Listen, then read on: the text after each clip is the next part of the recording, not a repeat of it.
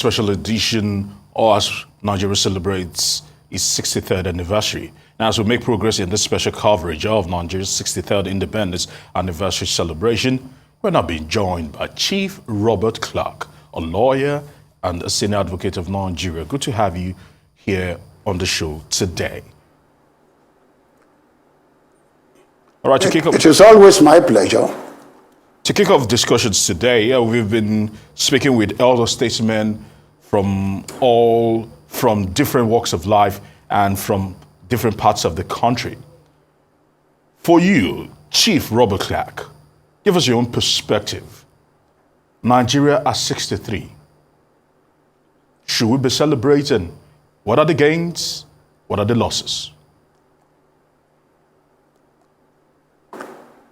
Well, I think I'm singularly blessed that I can speak about Nigeria right before independence, because I was about 22 years old when we got independence. And I can also speak about the period before the military interregnum.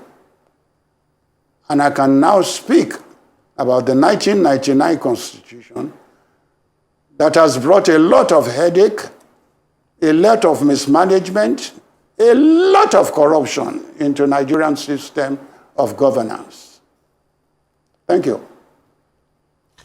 Very good, Chief Clarke. Now, how would you approach Nigeria's leadership problem? Is it self-inflicted or avoidable at this rate?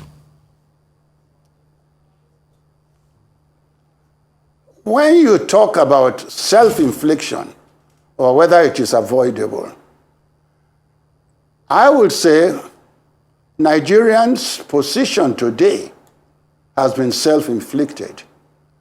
But I will qualify the self-infliction to the extent that we have been victims of circumstances. Are there circumstances which we could have avoided? Are there circumstances which we could not have ignored? Or are there circumstances in which we found ourselves in the midst of our so-called leaders? So it depends on which divide you are. But to be honest with you, it is mostly self-infliction, because the tendency of Nigerians to be corrupt in all aspects of life is indeed part of the problem Nigeria has today. So it is still self-inflicted. All right, you say it's self-inflicted. Okay. But how do we pull ourselves out of this? Yeah. Because we seem to be going around in a vicious cycle. We are probably taking a step forward and 10 steps backwards. How do we reverse this trend and ensure that we have something to present to the next generation? Thank you very much. There are about 3 fundamental problems Nigeria has today. Forget about other ones being, brought forward.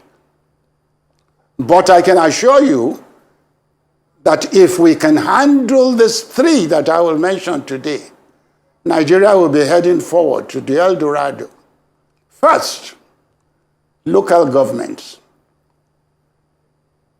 The colonial government was able to rule us through its divide and rule by native authorities and local government authorities. Today in Nigeria, none of these agents of colonial rule are even available to us, even though they are presented in our constitution.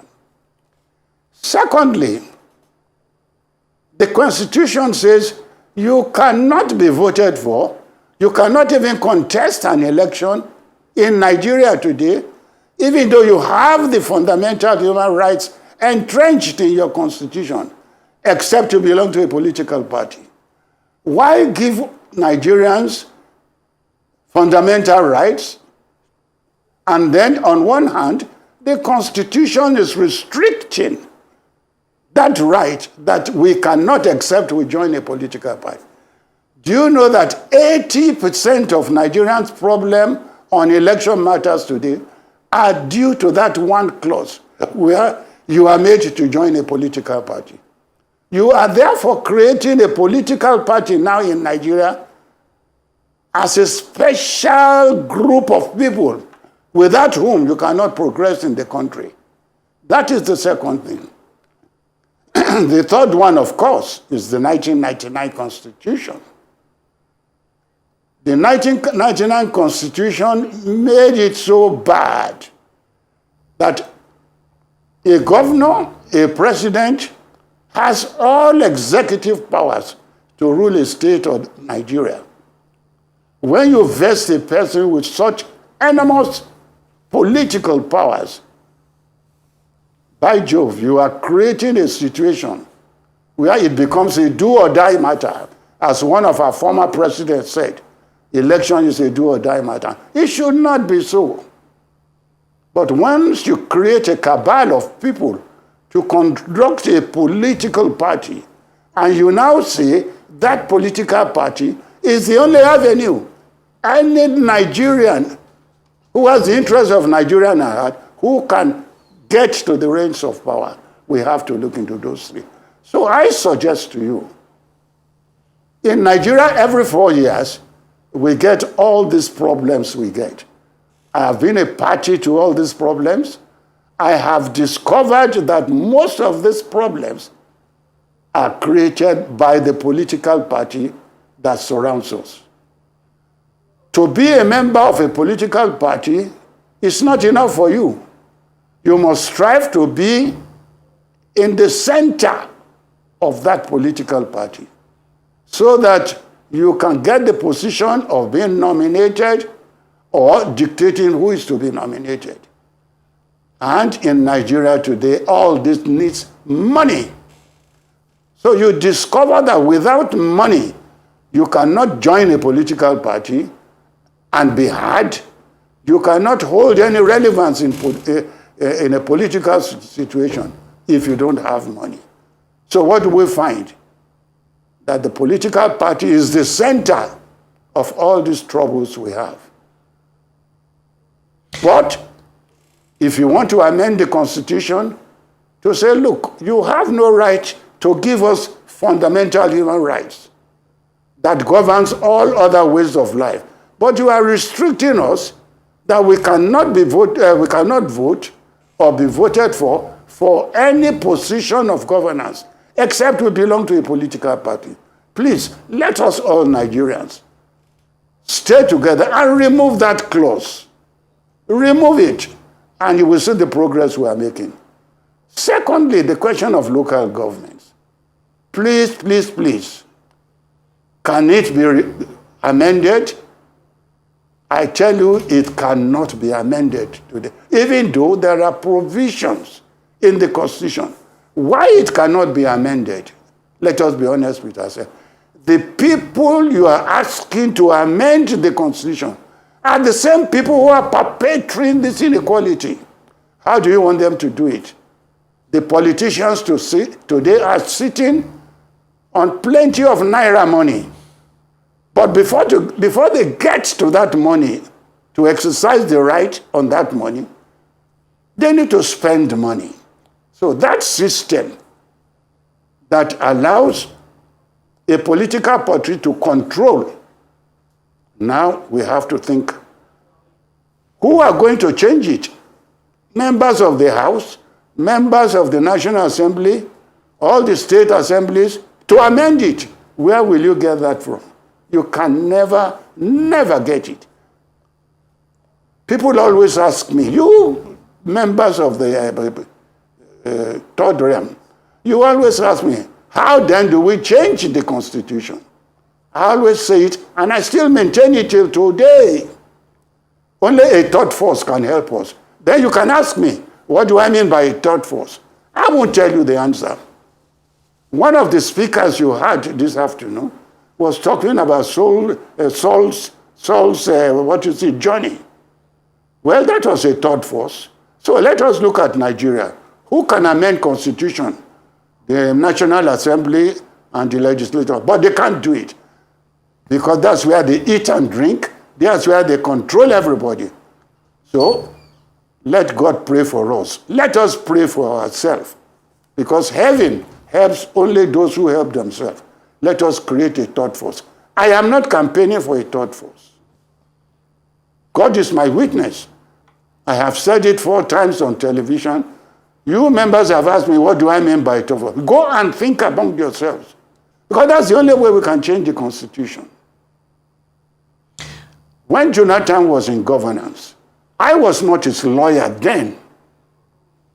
When he said this national conference should be held, I had Adebanjo saying much about it. But I said in public statements that the basis upon which Jonathan was creating that National Assembly was in law, because there was no law creating it, one, no law to enable it to, become a reality. And I said it will fall and it will fail. And it did fall and fail.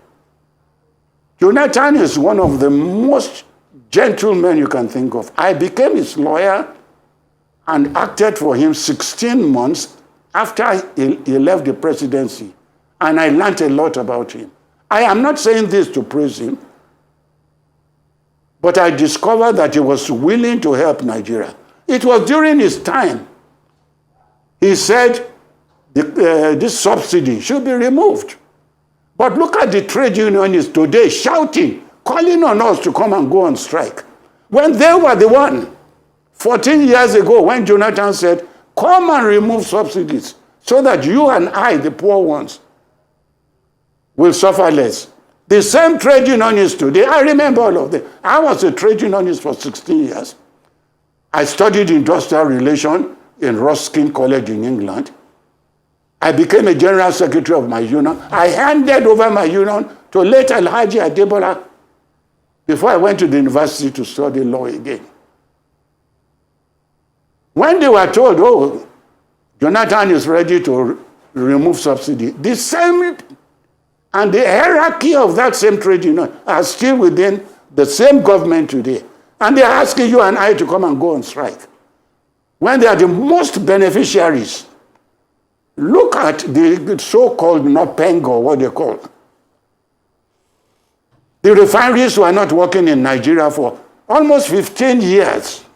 Most of their members were working in this refinery, collecting salaries, and they never thought that, how can we be collecting salaries all these years? And they are union members. I am not saying don't go on strike. I'm not saying go on strike.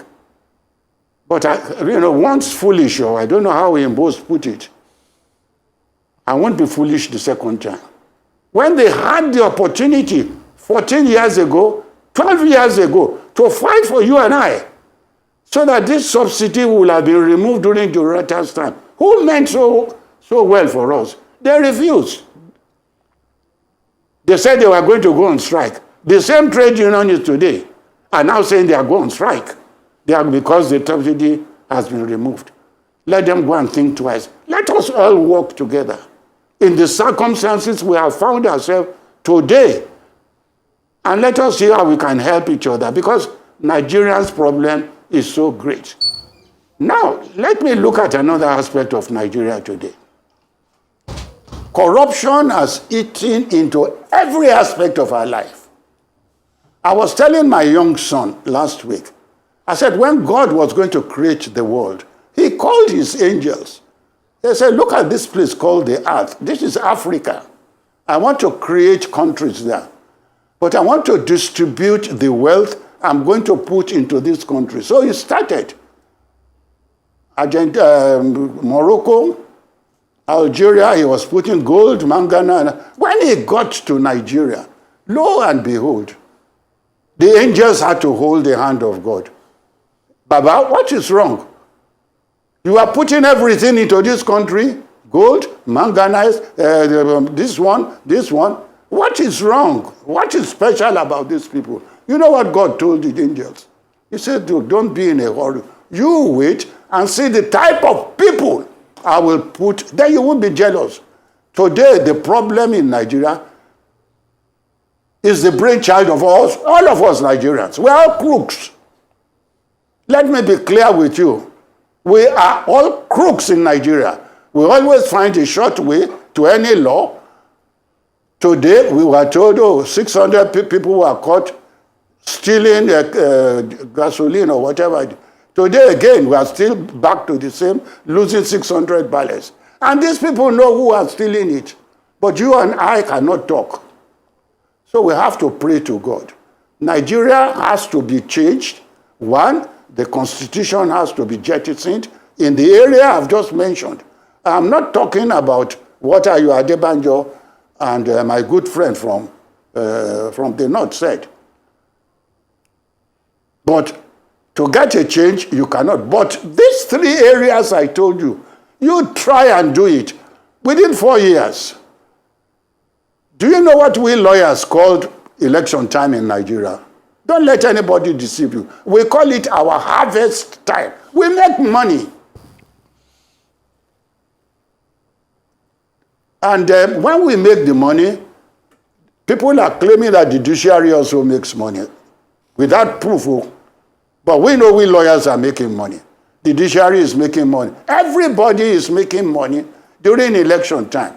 But all will end in chaos. Why? Whereas, I can assure you I have witnessed many elections here. This last election on this thing that got voters, this thing, made members who came to vote for numbers to be so reduced. Because in my time, most elections are rigged at a ballot, this thing. They take this ballot, they snatch it, they take it to a corner, they do all. But now, there is no rigging. But today, virtually every gubernatorial case is before the tribunal. How long will we continue in Nigeria that every time we go into election, there is trouble in Nigeria? Why? Whereas, if we do what I have said we should do in those 3 areas, and INEC does its job, and why it's necessary INEC has to do its job is this. Because the law says there is a preponderance of truth in what INEC tells the court. When INEC presents a document to court, there is the truth, a preponderance of attached to that document. So the law itself has given INEC the power that whatever it does is presumed by law. That's a presumption. The law says, oh, INEC is INEC. But don't we know what we to do? We know what to do. Just amend the Evidence Act. That section that deals with presumption of innocence attached to government documents should be removed. So that when INEC is going to do an election, INEC will be the first witness to go to the box in any election to say, oh yes, I conducted the election in this state. There were 36 this thing. Here are what I did, this. And then everybody will now start cross-examining INEC whether the papers it has presented is correct or not. But what do you have now? A petitioner petitions. When the law says what INEC has done is presumed to be correct and is challenging it, no way. I have 2 senior lawyers today that are good aburos. One is in the top government hierarchy. Now, and one is one of the best and in this thing. We always do election, but you will never see them take election petitions from what do you call an applicant or a petitioner, because they know they can never win, so they don't go near it. And now, I am sorry to say, if you believe it or not, there is now roaming around the rumor there is a cartel in the law profession controlling the, court, this thing. Not controlling how the courts think, but controlling which courts they want to go to represent. So there are many things that we need to, but please let us pray within ourselves. Let us start with because the most thing that brings problem in Nigeria is election. Let us be correct. That's the only incident. Every 4 years, we nearly tear the country into two. What happened in America to Trump in 2020 was repeating itself in Nigeria in 2023. All the Pentecostal Christians, both blacks and white, predicted that Trump was going to win the election. He too got it into his mind that God had ordained him to win an election. When he discovered that things were going wrong or not according to what God has spoken to some people, he started confusion. Went nearly breaking down the citadel of American democracy. But he's suffering from it today. The same thing now happened in Nigeria this year. And I am not ashamed to see it.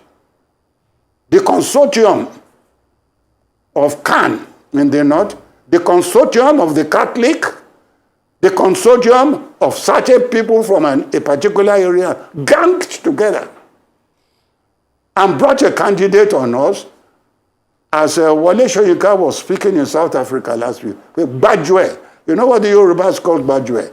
They came to us and badgered us. And we were nearly, Nigerian Pentecostal now started like the American Pentecostal. God said this. God said that. God said Tinubu will die. God said this one. And God, and nothing to stop them. So today, till this morning, they still carry out. Because I opened your channel this morning because you had invited me. And the first thing I saw was one of the images I have seen for 20 years now. Tinubu is not qualified. How long is that our problem? This morning that we are saying Independence Day, 63 in Nigeria, the first thing on your television is to be telling me break news. Vice President can now challenge. Look, we should move forward. Let us look at the positive signs. Election is our problem. And the only way to do it is those three areas I've told you. And bless you all, Nigerians. Very good, sir. And if you don't mind me saying, on the sidelines of harvest time, Chief Clarke, let's take a look at some specifics here. How proactive or otherwise has been the judiciary and, of course, the legislature when it comes to reforms as it affects our bid to coexist as a nation? Sir. Look, there is no way to correct all these aberrations except we accept to amend. Because when you say, I, Robert Clarke, as a single individual, I have to go and join a political party before I become an activist in governance, that means you are asking to go and be stealing, because that's what they are sending politicians to do in Nigeria today by your system. Every politician is going into politics today to amass wealth. Let them come and confront me on it. I have a young lawyer in 1959 going first to the Senate. He told me, oh, Chief Clarke, sir, I am going to contest for the Senate. He became the Senate president. He today became head of this thing, all within this 15. And I know the difference in his status today. So when this Constitution of Nigeria asks you to go and contest an election, and you are being sponsored by a political party, they are sending you into the wilderness to go and steal. We must stop all. If monetary consideration is removed from our politics, you will see the change. If a local government resident who is well respected in his local government and wants to contest the local government election, he cannot do so unless he goes to join the political party. No. When you change all these things, you will see the difference in Nigeria. You will see it. All right. As I say, I pray for Nigeria. Chief Clarke, you've mentioned that the political class lack political will. What are the other alternatives? Because if I never said they lacked political will. No, I never said so. Okay. So then, how do we get... I said they will not agree. Yes, go on, go on. Okay, you can finish. You said they would not agree to. They will not agree to amend anything. Because that's where they make their pennies, their kobbos, their nairas. And you are asking them to shut up their food source? They won't. You and I cannot amend the Constitution. The Constitution says to amend me, you must have 2/3 of a state assembly. You must have 2/3 of the, you know, where will you and I get such votes together? When are we going to gather people like that around? We won't be able to. And the people you are asking, you want to destroy their source of food? Let any politician under this 1999 Constitution who denies what I'm saying, let him trace his source of income to 1999.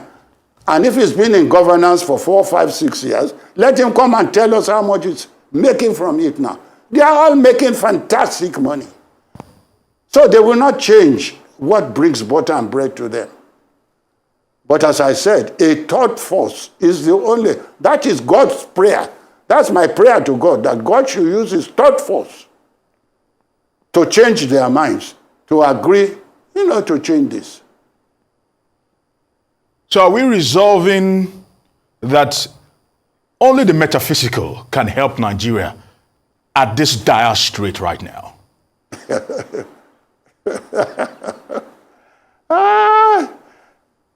Do you believe in religion? Yes, I do. Answer me. Yes, I do. Do you believe in God? Yes, I do. Do you believe that God can do anything? Yes, I do. Okay, you start praying that God should start talking into the minds of our legislators to amend the Nigerian 1999 Constitution in these 3 areas only. Okay. Only. And see the difference when election comes in 2027. With INEC, of course, behaving properly. You should not forget INEC. What they said they will do, let them do it. Once those elements are there, I'm assuring you, Nigeria has no problem again. All right, Chief Clarke. So realistically, how do we make politics less attractive to those who are making careers out of it? And then again, we still have that vicious cycle, still continuing, as it were. Look, you had a client before me, Dr. whatever his name, I can't remember. He told you that the human body, at the age of 7, already by nature, God has settled everything in us. If you are going to be a rogue, at the age of 7, it starts manifesting in you. If you are going to be this, you say. So I listened to that gentleman. There is sense in what he was saying. Let us start to create a situation which he claimed will help our children when they now grow up starting to vie for positions. The attributes will be there. And of course, if you are a genuine human being with good conduct and all those things the gentleman was saying, you'll be ready to take positions, knowing fully well that you are not going to spend your money, your life. Some people sell their whole house. For instance, when Buhari was telling the whole that to contest for presidency, go and pay 1.5 million. You saw the many people, and who are the people who came out, except for Bakari, who says he's a pastor, and I don't believe he's not a pastor, but he still got his church money to come and pay 1.5 million to contest for a presidential election when he has never been into any caucus. During this time, I knew he was a politician before. When you ask him now, where did he get the money to pay 1.5? He will say it's the church members who get. But no church member will tell him to go and contest for an election when they know he can't win. Many of them came in paying 1.5 million. Where did they get it from? When the situation is normal, like I'm telling you and I now, that there's a level field where no money is demanded from us, genuine people will not be afraid to come forward. It is in Nigeria I have seen a candidate comes out for gubernatorial election.